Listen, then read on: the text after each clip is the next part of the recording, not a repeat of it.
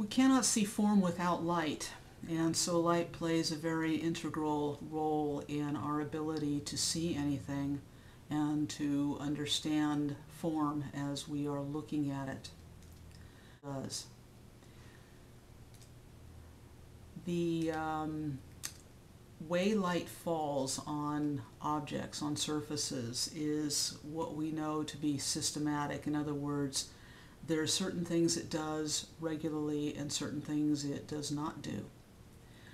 One of the first things to understand about light and shadow and objects is that the stronger the light source, the stronger the shadow effects become. When you have an ambient light, say with compact fluorescent bulbs, or you have a cloudy day, there's no strong shadows and form's a little bit flatter in our perception. Light source. If we look at this still life setup with platonic solids, we notice that the light itself is coming from the upper right of the image, and it is falling. The shadows are falling away from it. They are leading in the opposite direction. So the light's coming this direction, the shadows move off in the direct opposite direction. That's a systematic reaction. Light comes in one way, the shadows go out the direct opposite of that. We notice, say, within this sphere, and even within this one and within the cone, there are areas where there's a direct hit of light, there is shadow, and there seems to be a lighter area within the shadow area. This is also very systematic. In other words, when we're dealing with light, we have the part of the object that's in direct light. As the object turns away from the light, we have a form shadow being formed. It is where the shadow, the shadow is created where the form turns away from the light. So we have less light falling on it than we do direct light. And because we have light hitting the surface around, and light bounces, the light that's hitting the surface is bouncing back into that shadow area and causing it to lighten up. So within that form shadow, we have a darker area that's called a core, and then we have area of reflected light. And we still kind of have that here. There's just a little bit of reflected light over here on the very edge. The core shadow's right in here. The form shadow on this sphere is gradually turning away from the light. We also have this cast shadow, which is created by the cube, blocking the light. So a cast shadow is a shadow that occurs because light is being blocked by an object. Cast shadows always define the surface that the forms are sitting on. Form shadows define what's happening with the form. Even on the cubes, we have the understanding of the really strong, sharp corners. We have an area where a lot of light is hitting, and that is the reflected light area. We have the core shadow in here, we have reflected light here, and so forth. Notice about the cast shadows that they're very distinct in edge understanding, where they're closer to the form, but as they move away from the form, those shadows become fuzzier. So the further away from the form the shadow is, the fuzzier it becomes. And also notice that reflected light is bouncing back into that cast shadow as well.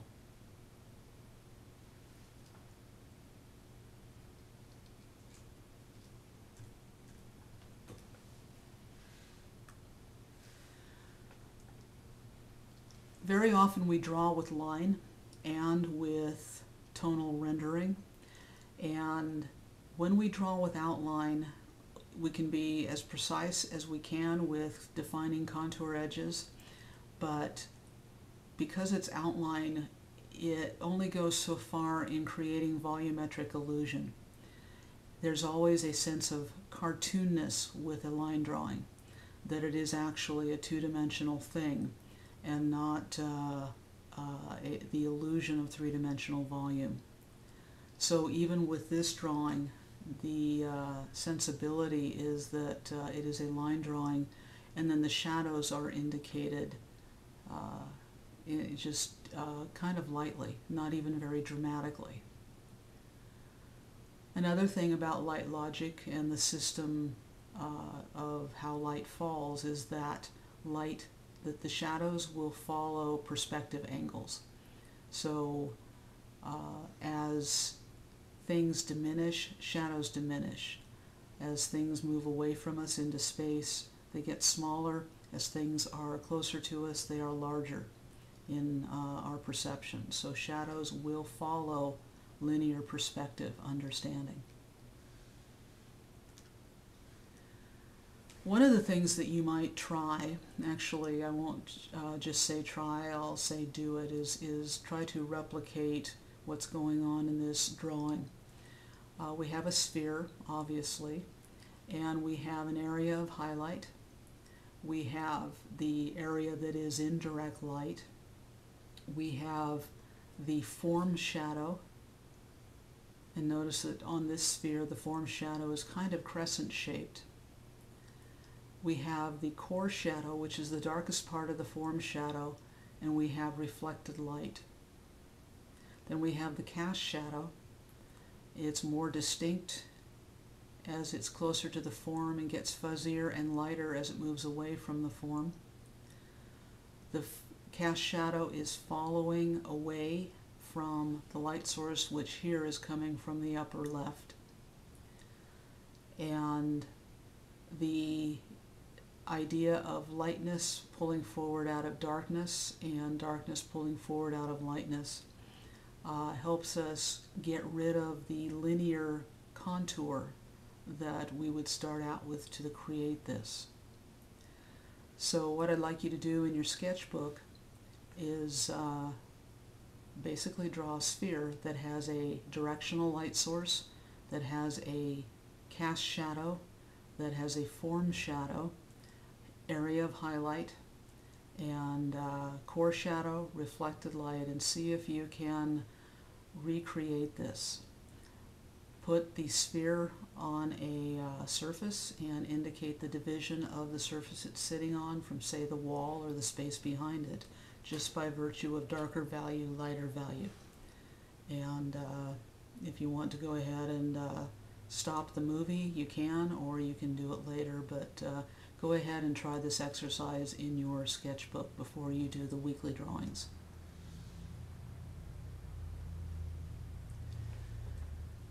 We see light logic at play here. On the portrait, the different points of view.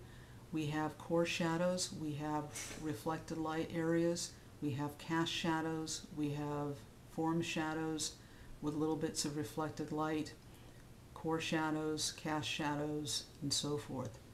So whether it's an object, whether it's a human being, whether it's an animal, we do have light logic at play.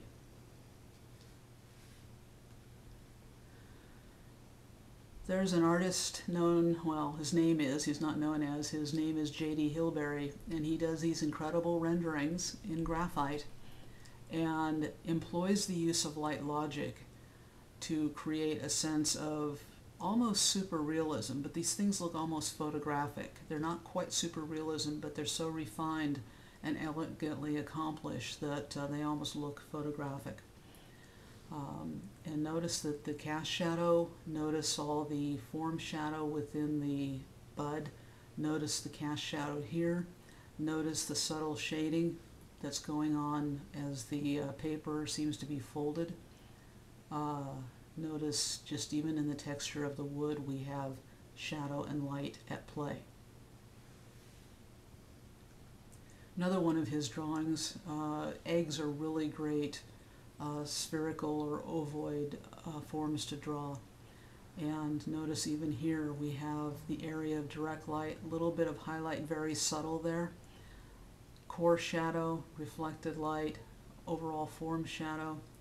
We have a cast shadow, we have cast shadow, more cast shadow, and so forth.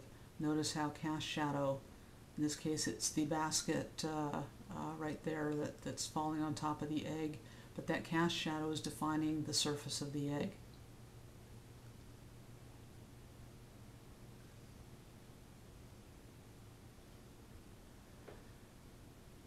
Even Michelangelo played around with this. We have a obviously light source coming from the upper left.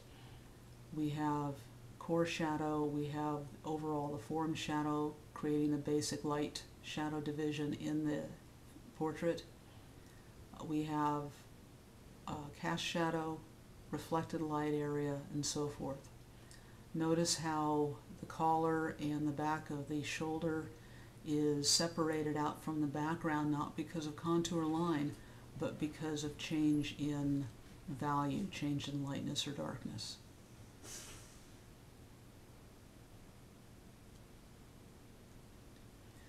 A much more contemporary rendering. Notice direct light source. Notice basic shadow delineation. Notice within that there's areas that are lighter, which would be reflected light. They help define the form of the face. Reflected light right in here and in here. Then we have the core shadow, the darker areas of the shadow, and so forth. And notice again that there's a little bit of linear understanding, but there's a greater sense of volume because there isn't a lot of line at work. It's mostly light-dark, lightness coming forward out of darkness, darkness coming forward out of lightness, and it's an overall value pattern. And this is probably charcoal pencil on a gray textured paper. And then the white is also a light charcoal or a pastel pencil. In this Rembrandt, again, core shadow, reflected light, the cast shadow, reflected light on the back of the shoulder, little bit of linear understanding as we see this is a dry wash pen and ink. So the pen's going to give us a little bit of linear understanding, little textural effects and things like that. But there's a really strong sense of volume. Look at how that core shadow helps define that nose, and the reflected light works with it. The cast shadow underneath the nose helps to bring the nose forward in space, so his face does not look flat. This is another one, drawing that might be good for you to go ahead and copy, study, see what you can do with this in your sketchbook.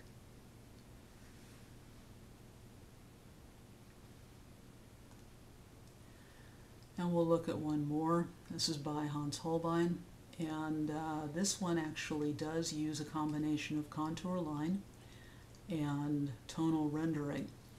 And obviously we have the light falling from a 3/4 view from the upper right. We have the core shadows, and the cast shadows going on, helping to define the form of the face, make it dimensional, make it volumetric. Notice over here the shoulder and the collar are separating from the background because they're darker than the background. But notice as we get to the top of the cap, that line takes over, and we have this contour line moving all the way around, and then there are places where that exterior line becomes interior contour line, defining edges that are within the silhouette.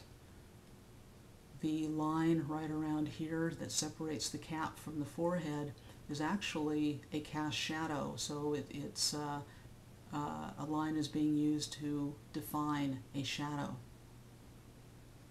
But you'll notice how flat it seems over here and how the volume seems to emerge right over in here. This is an interesting effect. And you can go ahead with drawings in general and develop both the contour and the tonal quality in a drawing, or you can just use contour, or you can just use tonal rendering and things.